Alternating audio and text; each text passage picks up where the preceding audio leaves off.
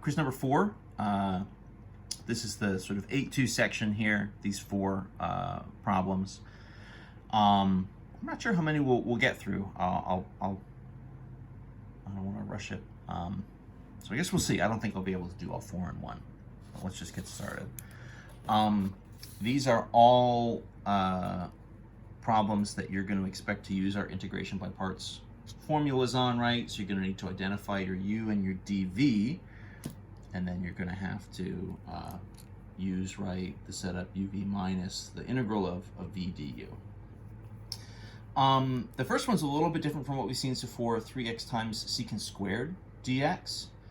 You know, what we've kind of said is probably this like 3x is going to be a pretty good candidate for u. And I guess then by default, that means this like secant squared dx is a pretty good candidate for dv.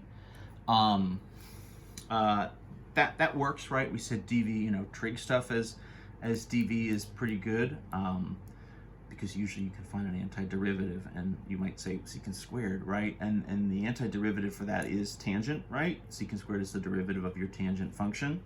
So that should actually work and get us backwards to something decent. So if we let u equal 3x, then, right, my derivative du dx is 3.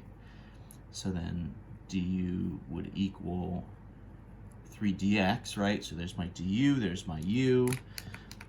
If my dv is secant squared x dx, then the integral of that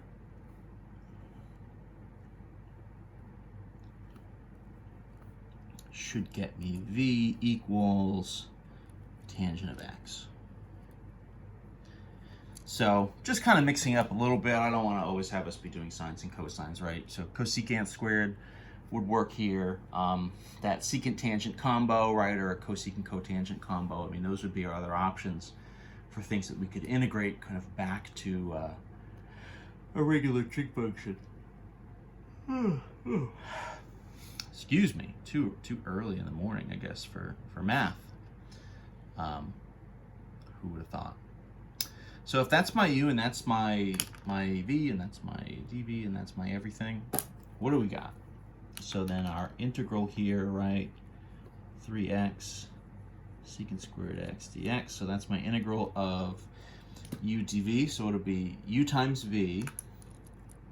So that's 3x times my v is tan x. Minus the integral of v du. Okay, so minus the integral of v is tangent of x, and then my du was what? 3 times 3 dx. This is the point where you're saying, wait, what? Do we have an antiderivative for tangent? And I would say, yes, we do. We had 2 different versions. This was actually sort of something we came up with in, I think it was in 8.1. All right, we kind of reviewed these. So this, of course, right, 3x tan x just is done. And then I could call this minus 3 times the integral of tangent x dx, right? So this will work. Minus 3 times the tangent antiderivative is a natural log style. You know, essentially, if you're thinking of tangent as sine over cosine, you can do it and you'll get the natural log of the absolute value of cosine of x. I guess the negative version of that. Oh gosh, more yawning. This is a great video. You guys know the thing about right, if you sort of watch somebody yawn, you're more likely to yawn, or even if they're talking about yawning, you're more likely to yawn. So apologies if now I'm making you yawn like crazy also. Math isn't boring. Math isn't boring. Too exciting. In any event, so the antiderivative here for tangent of x, we had 2 versions. Maybe I'll sort of write these over on the side. So integral tan x. So we had, you could do it as natural log of absolute value of secant x or the negative natural log of cosine. So in theory, either of those works. I guess I already have the minus here, so maybe we'll do the secant version. So that'll be natural log of secant of x plus c. And that's our final.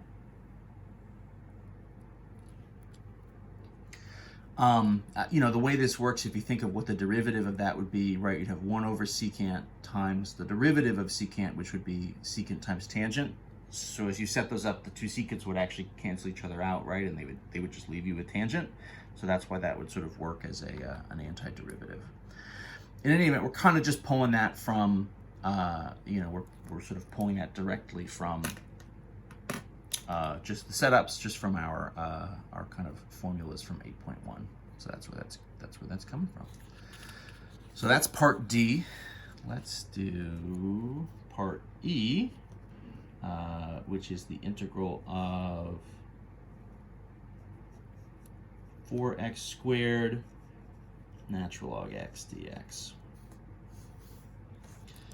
So same basic setup, right? We need to pick a u, we need to pick a dv. What are the rules we've said? So normally we would say something like 4x squared makes a good u, but if there's a natural log of x is actually kind of a better u, even better than this 4x squared.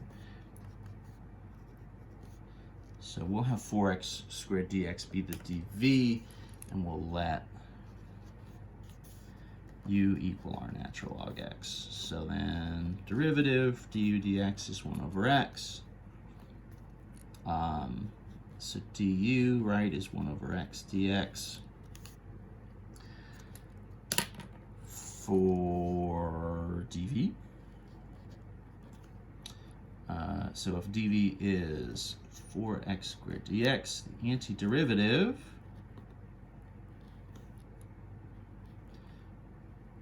so what will this be? Power rule style. So v is 4 over 3 x cubed. So there's dv, there's v. Here is u and du. So if I start to bring all that together, what am I going to get? So this will be u times v, so u is natural log of x, times v, which is my 4/3 x cubed, minus antiderivative 4/3 x cubed, right, times that du, which is 1 over x dx. And so hopefully you guys kind of remember the format of what happens here. In this case, right, that natural log derivative takes natural log off the table, right, and we get the 1 over x instead.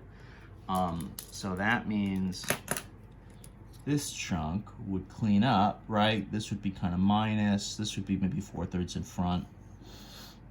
X cubed times 1 over x would just get us x squared with the dx. So then this is another just nice power rule. This first chunk, maybe I'll just sort of rearrange a little, 4/3 x cubed, bring that in front, times natural log x, right? And so then my final version here, if I do that other derivative, so minus 4/3 times x cubed over 3,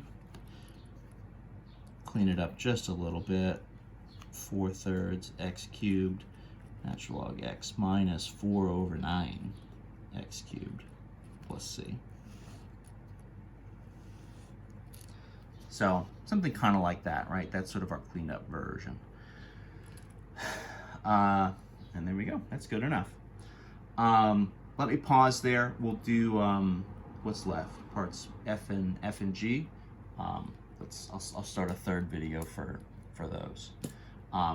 So that's our sort of two initial integration by parts examples, right? For the most part, they're following our usual integration by parts kind of rules, right? Trig stuff, works as a good DV, you know, the x to the power stuff can work either as a U or as a DV, depending on what else you're working with. Natural log really only works well as a U. That's what we got. All right, see you in the next one.